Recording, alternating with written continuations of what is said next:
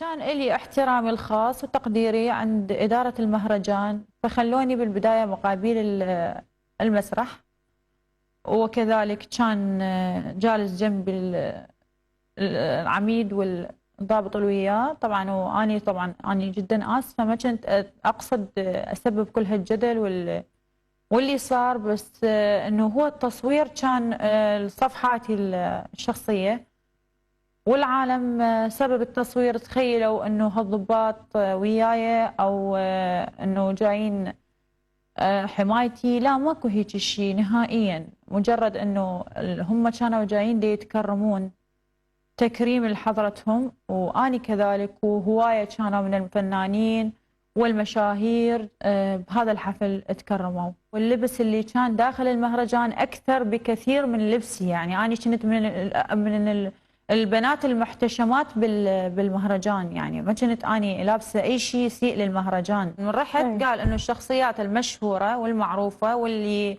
لها تاثير على المجتمع نعم. يعني تكون حاضره، وخلوني بالبدايه لان انا لي شخصيا لي تاثير على المجتمع، فلهذا السبب عندي عدد متابعين جدا هوايه العفو.